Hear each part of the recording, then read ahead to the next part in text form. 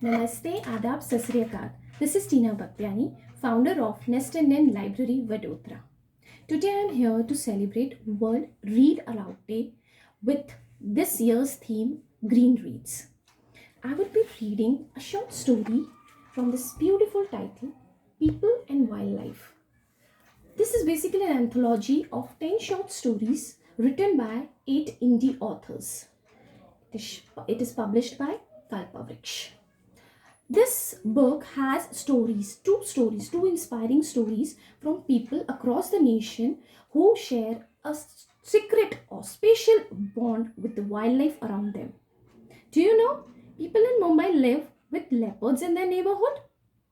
School children in Karnataka discover an unusual creature in their village.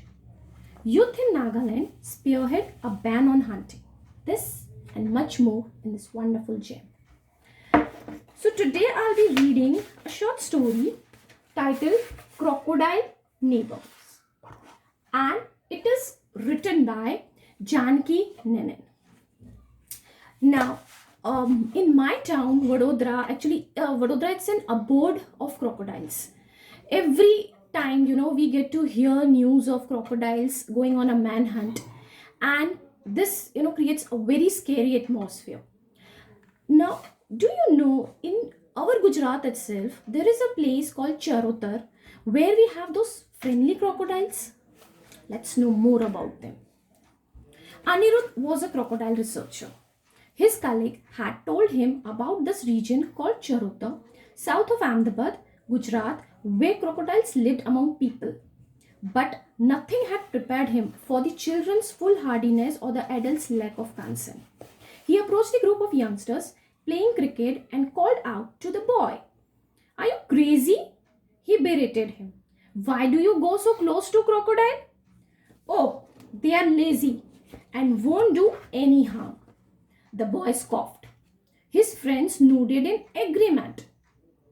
But mugger crocodiles are not known to be tame. They lurk underwater, stealthily approach their prey, and seize them with their strong jaws. 40 kilometers away, about 400 of this species lived in the rivers around Vadodara city. In the last 5 years, they had killed 28 people while 40 had escaped with injuries. Anirudh worried that a similar situation may unfold here in Charotar if people weren't careful. As part of his work, Anirudh traveled from village to village conducting crocodile surveys. Amused by Anirudh's interest in crocodile, one man invited him home. He pointed to a burrow in his backyard, which was the residence of a mugger crocodile. Did you hear me? This guy had a mugger crocodile living in his backyard. Sounds crazy, isn't it? 4 years ago, during the dry season, when the water in the pond was low, the beast had dug a tunnel in the man's compound to stay cool. Since then, it had turned his backyard into his summer home every year. The man didn't mind it one bit. But the villagers told Anirudh a few frightening stories as well. Crocodiles had attacked 4 people in the region and killed 1 in the past 5 years. They had also attacked goats and cattle. But these incidents, though unfortunate, were very rare.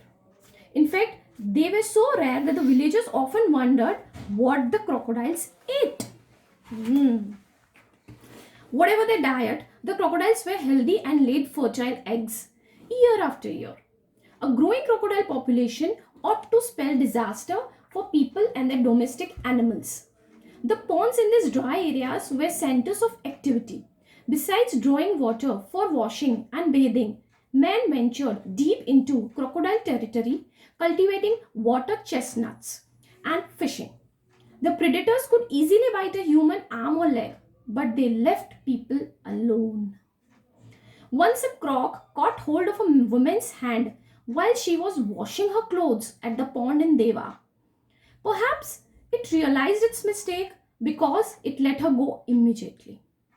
Not only the people of Charotar, even the mugger crocodiles behave differently from others. The reptiles and their human neighbors seemed confident that they would not harm each other. What was the basis of this trust between the two species? If Anirudh could figure out why Charuta's muggers were so tolerant of people, he could use that knowledge to help the people of Vadodara get along with their reptile neighbors. How I wish to see such friendly crocodiles in my neighborhood too. Grab this copy from your local bookstore or your nearest library and read more such inspiring stories. Thank you.